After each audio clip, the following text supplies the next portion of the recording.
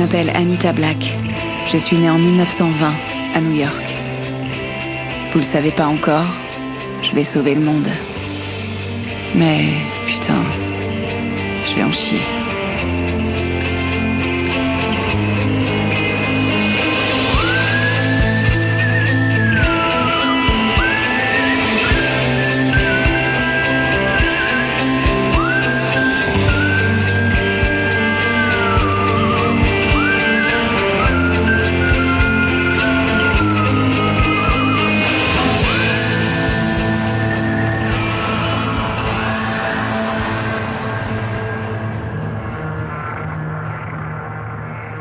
Chapitre 1.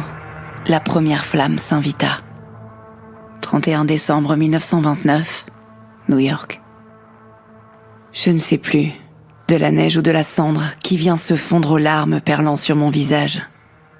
Le parfum de la chair brûlée me gifle les sens.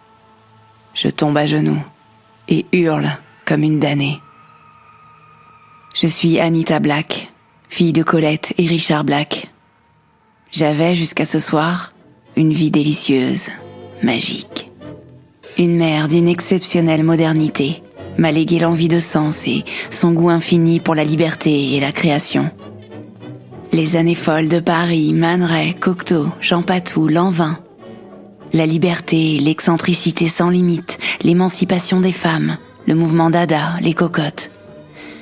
Elle m'a tout conté et fait vivre sa passion au travers de photos, de livres, de gravures de presse et de son métier de créatrice de bijoux.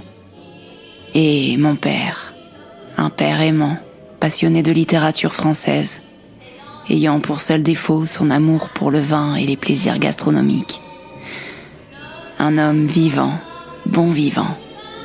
Quelques bouteilles de Bourgogne grand cru et de précieux recueils auront d'ailleurs raison de lui.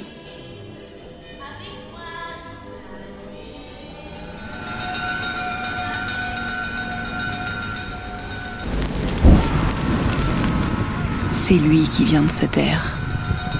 Mort, brûlé vif, dans notre librairie, au milieu de sa cave et des livres qu'il essayait de sauver. La Grande Dépression de 1929 a réveillé le goût du sang.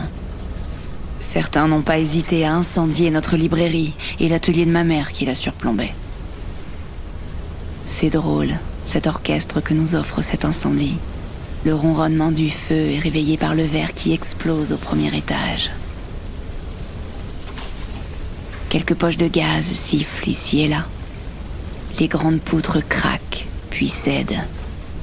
Des objets lourds tombent et assurent les basses. Les pages brûlées planent autour de nous comme des oiseaux autour d'un chalutier. Dans le murmure de cette combustion, notre foyer nous offre une dernière chaleur. Mais aucune flamme n'est éternelle. Nous n'avons rien pu sauver. Ma mère et moi sommes bizarrement accoutrés. Un long manteau d'hiver ouvert sur une chemise de nuit noircie par la cendre, posée sur une paire de bottines en cuir noir. Un pompier se poste à nos côtés. Ses yeux ne racontent rien. Il semble aussi perdu que nous. « Mesdames, on ne pourra rien sauver. Le feu est trop fort. Trop violent, trop soudain. C'est criminel. On y verra certainement plus clair demain. Je vais vous conduire au foyer Sainte-Patonne pour y passer la nuit. » C'est la première fois qu'on m'appelle madame. Ça marque. Je me vois retenir ma mère et la serrer dans mes bras. Elle hurle sans voix, éteinte, raide, vide.